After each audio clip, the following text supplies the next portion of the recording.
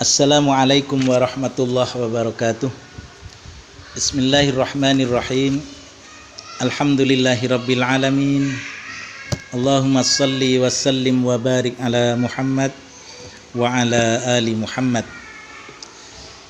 Jamaah yang dimuliakan Allah, saya akan melanjutkan menjawab fitnah para murtadin terhadap Islam untuk serial Yesus ataukah Muhammad. Seperti yang saya sampaikan pada edisi sebelumnya, kitab Ulangan pasal 18 ayat 15, ayat 18 sampai 22 itu bukanlah nubuat untuk Yesus alaihissalam, melainkan nubuat untuk Nabi Muhammad sallallahu alaihi wasallam, sebagaimana nubuat dalam kitab Ulangan pasal 18 ayat 15, ayat 18 sampai 22 itu diperkuat oleh kitab Ulangan pasal 34 ayat yang ke-10. Lalu persamaan yang khas yang hanya dimiliki oleh Nabi Musa alaihissalam dan Nabi Muhammad sallallahu alaihi wasallam apa saja yang tidak dimiliki oleh Yesus alaihissalam, sehingga kami umat Islam menyatakan bahwa nubuat akan datangnya Nabi yang seperti Musa di dalam kitab Ulangan pasal 18 ayat 15, ayat 18 sampai 20 itu adalah untuk Rasulullah Muhammad sallallahu alaihi wasallam. Jadi ada 4 persamaan mendasar yang hanya dimiliki oleh Nabi Musa alaihissalam dan Nabi Muhammad sallallahu alaihi wasallam, dan persamaan ini tidak dimiliki oleh Yesus alaihissalam, sehingga nubuat tersebut lebih tepat apabila digenapi oleh Rasulullah Muhammad sallallahu alaihi wasallam. Yang pertama, persamaan yang pertama adalah menghadap Allah secara face to face atau berhadapan muka. Rasulullah Muhammad sallallahu alaihi wasallam dan Rasulullah Musa alaihissalam sama-sama dikenal oleh Allah muka dengan muka, sebagaimana diterangkan di dalam kitab Ulangan pasal 34 ayat 10 yang berbunyi, maka berfirmanlah Tuhan kepada Musa muka dengan muka, seperti seorang manusia berkata dengan sahabatnya. Setelah itu maka kembalilah Musa ke tempat tentara itu, tetapi hambanya yaitu Yusha bin Nun, seorang muda, tidak undur dari dalam kemah. Nah, demikian yang tertulis di dalam kitab Keluaran pasal 33 ayat yang ke-10. Demikian juga yang dialami oleh Rasulullah Muhammad sallallahu alaihi wasallam sewaktu peristiwa Isra dan Mi'raj. Beliau pun melakukan audiensi langsung menghadap Allah tanpa melalui perantaraan malaikat Jibril dalam menerima wahyu. Rasulullah Musa alaihissalam menerima wahyu langsung dari Allah tanpa melalui perantara malaikat Jibril. Begitupun Rasulullah Muhammad sallallahu alaihi wasallam ketika peristiwa Isra dan Mi'raj ini, ketika beliau langsung berhadapan di Mustawa, beliau menerima perintah sholat 5 waktu untuk seluruh umat Islam. Sedangkan Yesus alaihissalam tidak pernah berhadapan muka dengan Allah, tidak pernah menerima wahyu secara langsung dari Allah. Semua yang diterima oleh Yesus atau Nabi Isa alaihissalam melalui perantara malaikat pembawa wahyu, yaitu malaikat Jibril alaihissalam. Nah, murtadin ada yang berkata, menanggapi permasalahan Yesus tidak pernah menerima wahyu dengan berhadapan muka dengan Allah, sebagaimana yang menjadi ciri dari Nabi yang akan datang yang disampaikan di dalam kitab Ulangan pasal 34 ayat 10 tersebut. Murtadin mengatakan, jadi kalau Yesus tidak mungkin menerima wahyu dengan berhadapan muka, karena Yesus bukanlah nabi yang diberi wahyu, karena Yesus sendiri adalah firman yang hidup, atau Yesus adalah Injil itu sendiri. Nah, menanggapi sanggahan dari murtadin tersebut, maka semakin jelaslah bahwa kitab Ulangan pasal 18 ayat 18 itu bukan untuk Yesus. Karena sudah jelas diterangkan di dalam kitab Ulangan pasal 18 ayat 18 itu ada kalimat yang berbunyi, dan aku akan memberi segala firmanku dalam mulutnya, dan ia pun akan mengatakan kepadanya segala yang kusuruhkan akan dia. Nah, jadi kalau murtadin mengatakan bahwa Yesus itu adalah firman Allah itu sendiri, Injil itu sendiri, berarti Yesus bukanlah nabi yang menerima firman dari Allah. Yesus bukanlah nabi yang menerima wahyu dari Allah. Sementara yang diisyaratkan di dalam kitab Ulangan pasal 18 ayat 18 itu adalah seorang nabi yang menerima wahyu dari Allah. Jadi semakin jelas tertolak argumen atau alasan yang disampaikan oleh murtadin tadi. Itu yang dimaksud persamaan yang pertama, bahwa nabi yang dijanjikan di dalam kitab Ulangan pasal 18 ayat 15 ayat 18 sampai 22 itu lebih dipenuhi, lebih cocok kepada Nabi Muhammad sallallahu alaihi wasallam, dan tidak sesuai nubuat tersebut untuk Yesus atau Nabi Isa alaihi salam.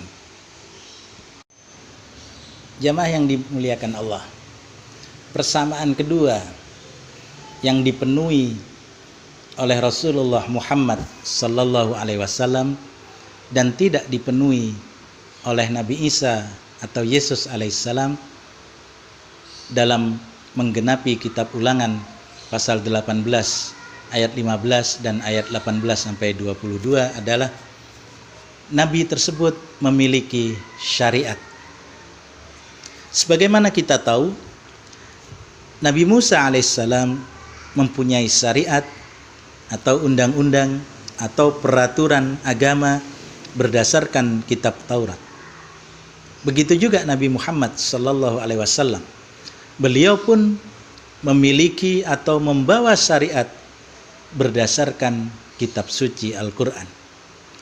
Sedangkan Yesus atau Nabi Isa alaihissalam, beliau diutus oleh Allah tidak membawa syariat. Beliau mengikuti atau melanjutkan syariat yang dibawa oleh Nabi Musa alaihissalam. Sebagaimana pernyataan Yesus alaihissalam sendiri di dalam Injil karangan Matius pasal 5 ayat 17 yang berbunyi, "Jangan kau sangkakan aku datang hendak merombak hukum Taurat atau kitab para nabi. Aku datang tidak hendak merombak, melainkan untuk menggenapkan." Kata menggenapkan itu artinya melaksanakan. Yang berarti Yesus sendiri melaksanakan hukum Taurat Nabi Musa alaihissalam. Jika menurut hukum Taurat makan daging babi adalah haram, sebagaimana yang tercantum di dalam kitab Imamat pasal 11 ayat 7 dan 8, maka Yesus pun akan mengharamkan babi juga. Jadi kitab Ulangan pasal 18 ayat 15 dan ayat 18 sampai 22 tadi digenapi oleh Rasulullah Muhammad sallallahu alaihi wasallam, karena Rasulullah sallallahu alaihi wasallam membawa syariat berdasarkan Al-Qur'an, sebagaimana Nabi Musa alaihissalam membawa syariat berdasarkan kitab Taurat. Sementara Nabi Isa atau Yesus alaihissalam syariatnya melanjutkan apa yang telah Allah syariatkan kepada Nabi Musa alaihissalam di dalam kitab Taurat tersebut. Jamaah yang dimuliakan Allah, adapun persamaan yang ketiga antara Nabi Musa alaihissalam dengan Rasulullah Muhammad sallallahu alaihi wasallam adalah perjuangan Nabi Musa alaihissalam adalah perjuangan secara jasmani dan rohani, sebagaimana Rasulullah Muhammad sallallahu alaihi wasallam pun berjuang secara jasmani dan rohani. Kita sama-sama mengetahui Nabi Musa alaihissalam mengangkat senjata secara fisik dalam menghadapi serangan lawan-lawannya. Demikian pula Nabi Muhammad sallallahu alaihi wasallam berjuang menegakkan Islam dengan menggunakan senjata secara fisik, di samping beliau pun menggunakan kekuatan secara rohani untuk menanggulangi serangan musuh-musuh Islam yang ingin menumbangkan Islam. Lalu bagaimana dengan Nabi Isa atau Yesus alaihissalam?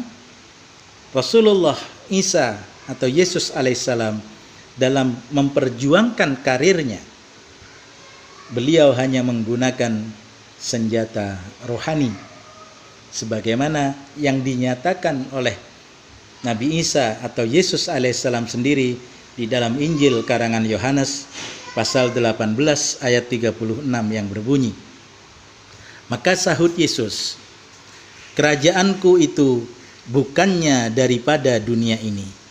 Jikalau kerajaanku daripada dunia ini, niscaya berperanglah segala laskarku, supaya jangan aku diserahkan kepada orang Yahudi.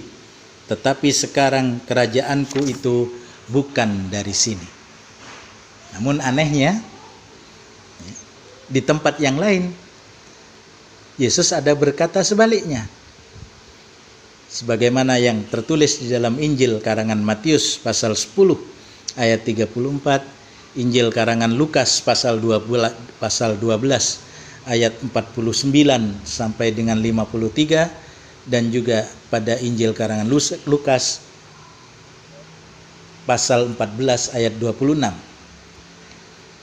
yang berbunyi sebagai berikut, janganlah kamu sangkakan aku datang membawa keamanan di atas bumi ini.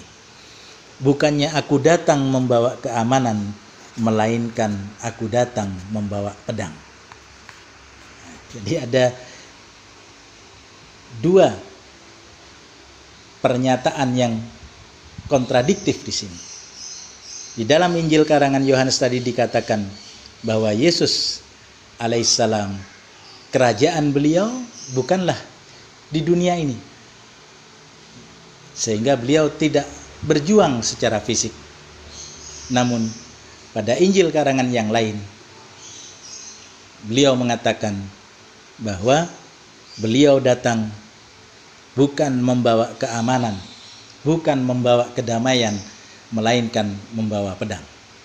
Jadi tentunya dua hal yang kontradiktif seperti ini tidak mungkin kedua-duanya benar. Yang pasti kedua-duanya salah, atau salah satu dari kedua kesaksian tersebutlah yang salah. Bisa jadi kesaksian dari pengarang Injil Yohanes yang salah, atau bisa jadi kesaksian dari pengarang Injil Matius dan pengarang Injil Lukaslah yang salah.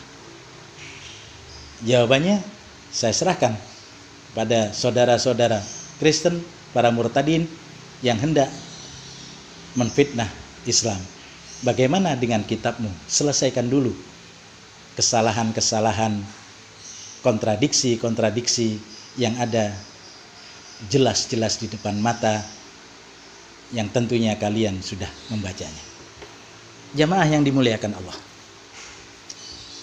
Persamaan yang keempat antara Nabi Musa alaihissalam dengan Nabi Muhammad sallallahu alaihi wasallam adalah diakui oleh umatnya. Nabi Musa alaihissalam diakui oleh umatnya, yakni bangsa Israel, sebagai Rasulullah, sebagai Nabi dari Allah, dan sebagai pemimpin mereka. Begitupun Nabi Muhammad sallallahu alaihi wasallam, beliau diakui oleh umatnya, oleh kaum muslimin, sebagai Nabi dan Rasul dari Allah, dan juga sebagai pemimpin bagi mereka. Dan hal ini tidak terjadi pada Nabi Isa atau Yesus alaihissalam. Beliau tidak diakui oleh umatnya, golongan Bani Israel, terutama oleh orang-orang Yahudi. Nabi Isa atau Yesus alaihissalam tidak pernah diakui sebagai Nabi atau Rasulullah. Beliau pun tidak pernah diakui oleh Bani Israel sebagai pemimpin mereka.